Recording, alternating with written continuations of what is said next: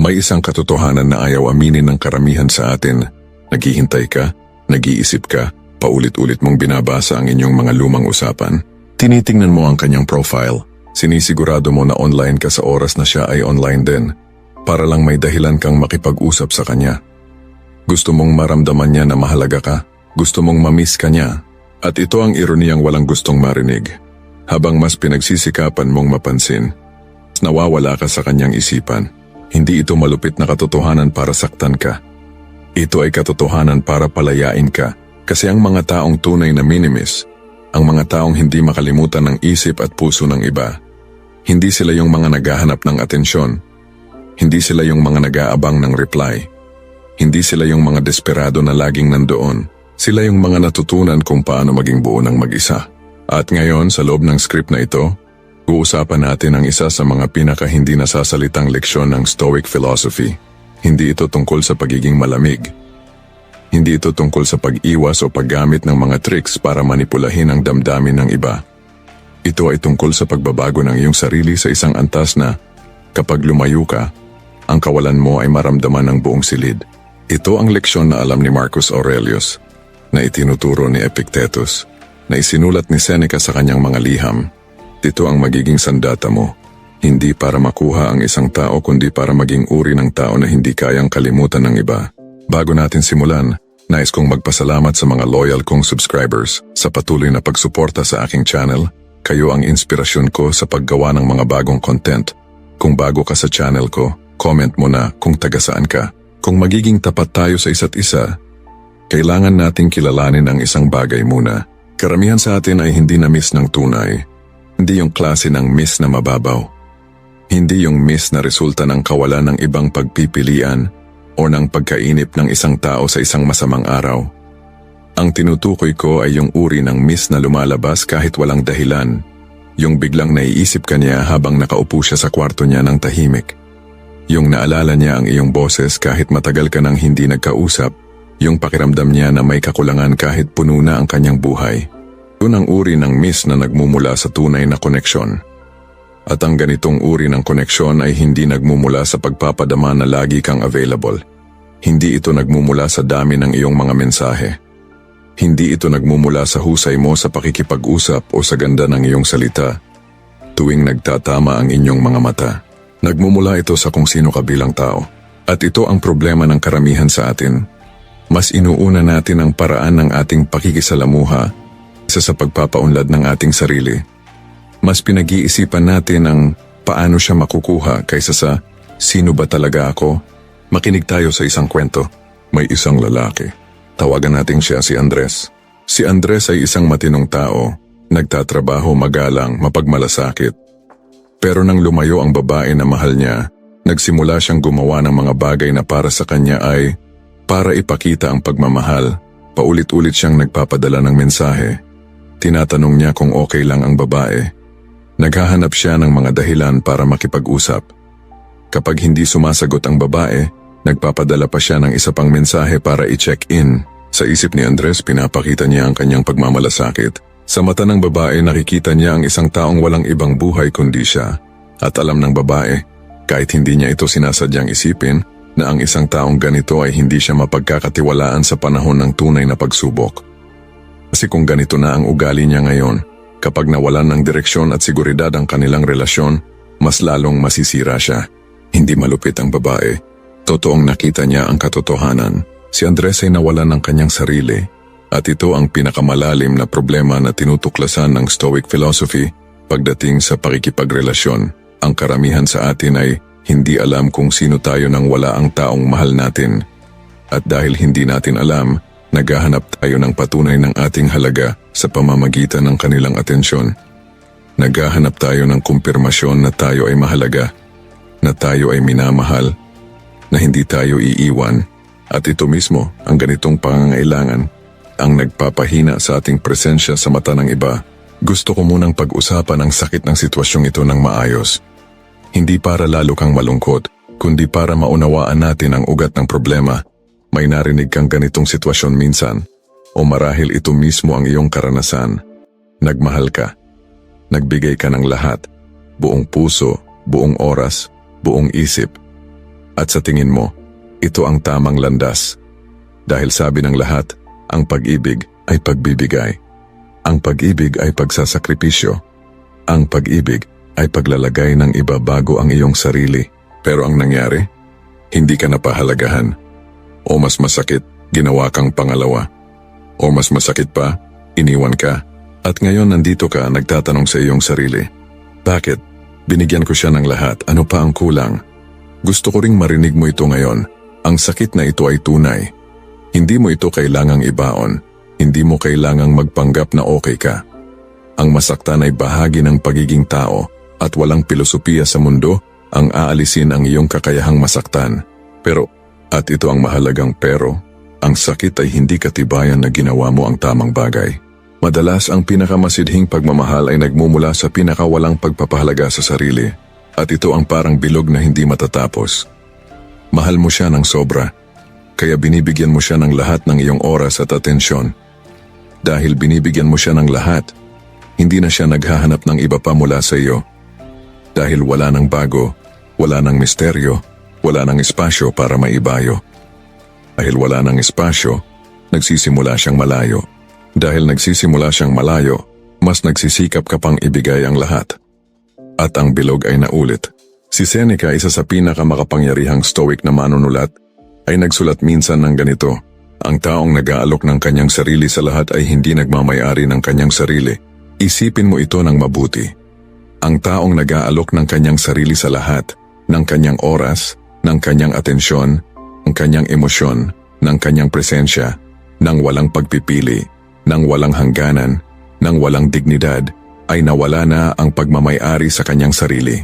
At ang isang taong wala ng pagmamay-ari sa kanyang sarili, paano siya magiging mahahalagang mawala? Paano siya mamimiss ng tunay?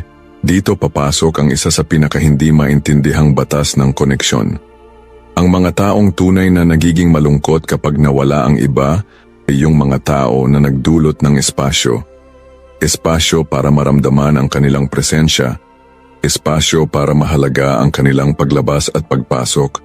Espasyo para magumapaw ang kanilang natatanging halaga. Hindi mo mamimiss ang tubig kapag nalulunod ka rito. Mamimiss mo ang tubig kapag nauuhaw ka.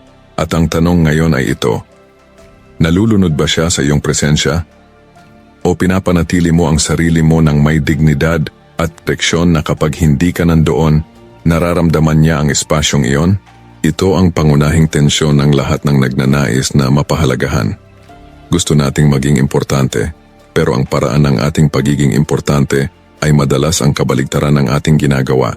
At ngayon pag-usapan natin ang mga aral na binibigay ng Stoic philosophy. Hindi bilang mga tricks o tactics, kundi bilang paraan ng pamumuhay na magbabago sa iyong esensya. Sapagkat ang layunin dito ay hindi makuha ang atensyon ng isang tao sa pamamagitan ng palabas. Ang layunin ay maging isang tao na ang kawalan niya ay tunay na naramdaman, dahil ang kanyang presensya ay tunay na espesyal. Una, ang sining ng pagbabalik sa iyong sarili, ang tinatawag ni Epictetus na hegemonikon. Si Epictetus ay isang dating alipin. Ipinanganak siya sa kadena, sa kawalan ng kalayaan, sa mundo na walang ginagawa kundi pilitin siya na magpasakop sa iba. At sa kabila ng lahat ng iyon, naging isa siya sa pinakamalaya na tao sa kasaysayan. Paano? Natutunan niya ang pinaka-fundamental na leksyon ng kalayaan. Ang tanging bagay na talagang sa iyo ay ang iyong isipan, ang iyong mga desisyon, at ang iyong tugon sa mga bagay na nangyayari sa iyo. Tinatawag niya ito bilang hegemonikon, ang gumaganang kakayahan ng isip. Ang nasa loob mo na hindi maaring kunin ng kahit sino. At kung paano ito nagkukonekta sa paksa natin ngayon, ang karamihan sa atin ay nagtiwala ng ating kaligayahan at ating pagpapahalaga sa sarili sa mga bagay na nasa labas natin.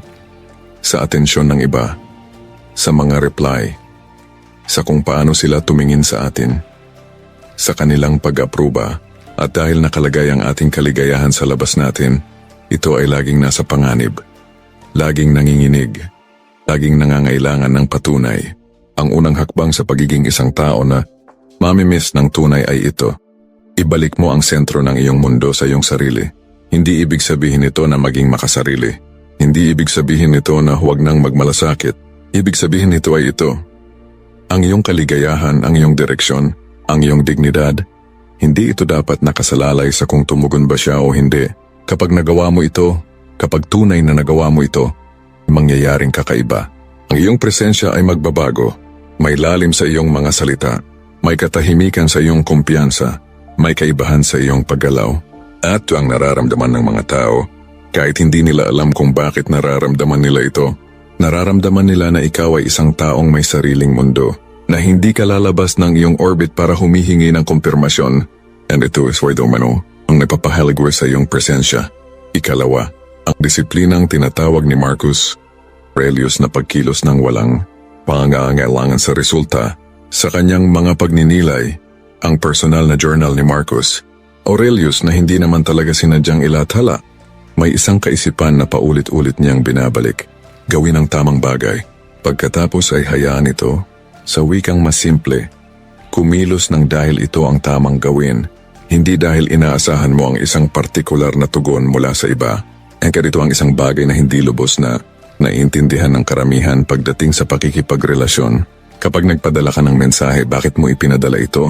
Dahil gusto mong makipag-usap o dahil gusto mong malaman kung tutugon siya at kung gaano kabilis? Kapag gumawa ka ng mabuti para sa iba, para ba talaga ito sa kanya? O gusto mo siyang maramdaman na may utang siya sa iyo? May pagkakaiba, napakalaking pagkakaiba, sa pagitan ng isang tao na gumagawa ng bagay dahil sa kanilang sariling pagpapahalaga at isang tao na gumagawa ng bagay dahil umaasa siya ng isang resulta. Ang una ay may dignidad, ang ikalawa ay may kondisyon, at ang mga tao, kahit hindi nila sinasadyang pansinin, ay nararamdaman ang pagkakaibang ito kapag ikaw ay isang taong kumikilos mula sa isang lugar ng kalayaan, na handa kang magbigay ng walang kondisyon, ngunit handa ka ring lumayo ng walang galit kapag hindi ito pinahahalagahan.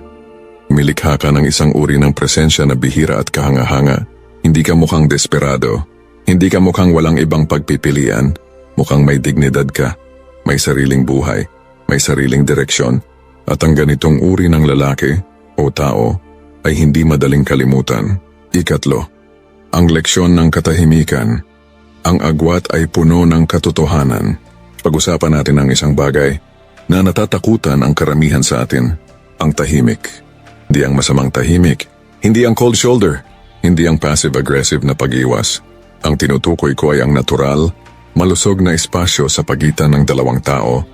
Ang espasyong nagbibigay daan sa parehong partido na maramdaman ang kanilang sariling buhay. Sa Stoic philosophy, may konseptong tinatawag nilang preferred indifference. Mga bagay na maayos kung mayroon, pero hindi negatibo kung wala. At ang atensyon ng isang tao, sa ilang paraan, nahuhulog sa kategoryang ito. Maayos kung meron. Pero hindi kailangang sirain ang iyong kapayapaan kung wala. Kapag natutunan mo ito, kapag tunay mong natutunan ito sa buto at dugo, hindi lang sa isip, isang bagay na kakaibang mangyayari. Hindi ka na maghahanap ng dahilan para makipag-usap. Makikipag-usap ka kapag may dahilan, at tahimik ka kung wala. At sa katahimikang ito, ang iyong mga salita ay magiging mas mabigat. Ang bawat usapan ay magiging mas makabuluhan. Ang bawat sandali ng inyong pagsasama ay magiging mas espesyal. Dahil hindi ito basta-basta. Isipin mo ang dalawang uri ng tao. Yung una, lagi siyang nagpapadala ng mensahe. Laging may kwentong ibabahagi, laging may itatanong, laging may sasabihin. Sa loob ng isang araw, 10 mensahe. Sa loob ng isang linggo, mahigit 50. Ang kanyang presensya ay tulad ng musika na hindi tumitigil. Sa simula ay masaya, pero sa paglipas ng oras, nagiging ingay. Yung ikalawa, kaunti ang kanyang mga salita, pero bawat salita ay may bigat. Hindi siya nagpapadala ng mensahe dahil lang may time siya. Nagpapadala siya dahil may nais siyang ibahagi, isang totoong bagay, isang natatanging pananaw, isang sandali na naisip niya ang iba. At kapag tahimik siya, ang katahimikan niya ay may dignidad. May buhay siya na patuloy. May direksyon. May sariling mundo. Sino ang mas namimiss? Nalalaman mo na ang sagot. Ika-4. Ang Stoic na konsepto ng amor fati, pagmamahal sa iyong sariling kwento. Si Friedrich Nietzsche, na malalim na naimpluwensyahan ng Stoic na pag-iisip, ay nagbigay ng isa sa mga pinakamagandang konsepto sa filosofiya. Amor fati. Pagmamahal sa kapalaran, Ngunit sa konteksto ng paksa natin, nais ko itong isabuhay sa mas praktikal na antas. May mga tao sa ating buhay na naaraman nating mahalaga lang nila tayo kapag wala na tayo. Nakaranas ka na ba nito? Matagal kang nandyan. Paulit-ulit kang nagbigay. At hindi ka pinahalagahan. Pero pagdating ng araw na lumayo ka, o nawala ka sa kanilang buhay, biglang nagsimulang hanapin ka. Ang tanong ng karamihan sa atin doon, bakit? Ano ang nagbago? Ang sagot ay simple at masakit ng sabay. Nagbago ang iyong halaga sa kanilang mata. Hindi dahil nagbago ka, kundi dahil natuklasan nila ang kawalan mo. Ang Amor Fati ay nagtuturo sa atin na yakapin ang lahat ng ito. Kasama na ang paghihirap, ang pagkabigo sa relasyon, ang mga sandali ng pakiramdam na hindi tayo sapat. Dahil lahat ng ito ay bahagi ng iyong pagbabago. Lahat ng ito ay nagbibigay hugis sa uri ng taong magiging ka at ang taong tinanggap ang kanyang kwento. Ang mga sugat, ang mga pagkabigo, ang mga natutunan, at patuloy na lumago mula rito. Ito ang uri ng tao na may lalim, may kaibahan, may isang bagay sa kanyang mga mata na hindi mo madaling ipaliwanag, pero nararamdaman mo agad. At ang ganitong uri ng tao, hindi siya madaling kalimutan. Ikalima, ang pagbuo ng sariling mundo, ang logos ng iyong buhay. Sa Stoic philosophy, ang logos ay ang fundamental na prinsipyo ng kaayusan sa universo, ang dahilan sa likod ng lahat ng bagay. At sa konteksto ng ating buhay, ito ay ang ating layunin, ang ating direksyon, ang katwiran ng ating pag-iral.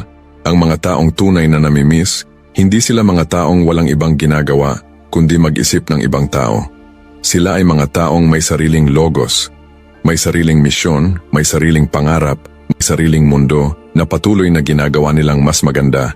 Isipin mo ito. Sino ang mas namimiss? Ang taong lagi mong naabot sa telepono, laging available, laging naghihintay. O ang taong alam mong abala sa isang bagay na mahalaga sa kanya, na may mga layunin na aktibong hinahabol, na kapag nagkita kayo ay may bagong kwento, bagong karunungan, bagong karanasan na ibabahagi?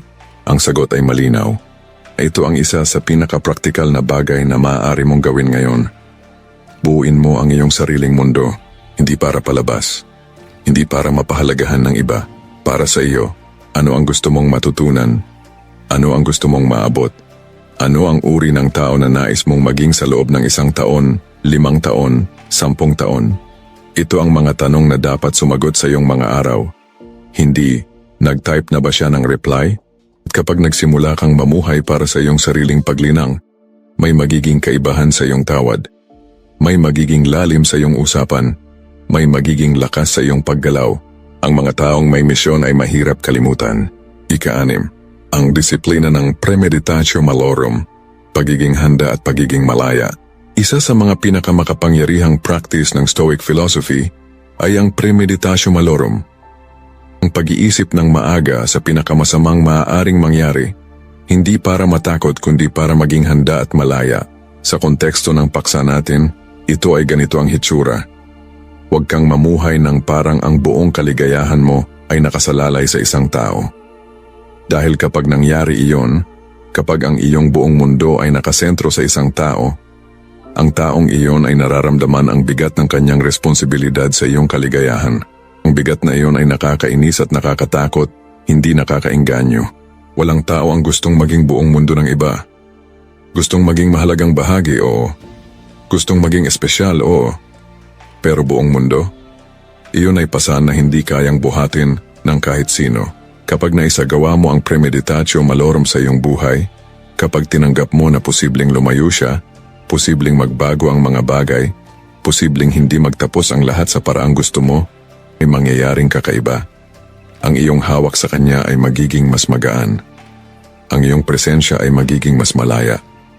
At ang kalayaang ito, ang pagtanggap na hindi mo kailangang kontrolin ang resulta, ay isa sa mga pinakakaakit-akit na katangian na maaaring makita sa isang tao. Hindi ka mukhang desperado, mukhang malaya ka, at ang mga taong malaya, sila ang namimiss, hindi yung mga nakakapit. Ika-7, kahuli-hulihang leksyon, pagmamahal na may dignidad. Heto ang pinakapuso ng lahat ng sinabi natin. Ang pagiging isang taong tunay na namimiss ay hindi isang taktika o estratehiya. Ito ay bunga ng isang uri ng pamumuhay. Si Marcus Aurelius ay naghari sa isang imperyo na puno ng digmaan, kapangyarihan at tukso. Napapalibutan siya ng mga taong handang sumunod sa kanya sa lahat. Hindi dahil siya ay tunay na kagalang-galang, kundi dahil siya ang may kapangyarihan. Talam niya yon, kaya naman sa kanyang journal, paulit-ulit niyang pinagalitan ang kanyang sarili. Huwag mong sayangin ang natitirang bahagi ng iyong buhay sa pag-iisip tungkol sa iba kung ano ang iniisip nila sa iyo. Isipin mo ang lalim ng ganitong salita. Isang emperador, ang pinakamakapangyarihang tao sa mundo ng kanyang panahon, ay kailangang patuloy na ipaalala sa kanyang sarili na huwag magtanong kung ano ang iniisip ng iba tungkol sa kanya dahil kahit siya, kahit si Marcus Aurelius ay nadidinig ang tukso ng paghahanap ng kumpirmasyon ng pagnanais na mapahalagahan. Ito ay likas sa ating lahat. Hindi ito kahihiyan. Ito ay katotohanan ng pagiging tao. Pero ang Stoic na landas ay nagtatanong ng isang mas mataas na katanungan. Imbes na tanungin kung paano ako mamimiss, tanungin mo ang sarili mo ng sino ako, dahil ang tunay na sagot sa iyong tanong ay nandoon. Ang lalaki o tao na tunay na namimiss ay hindi iniisip kung paano siya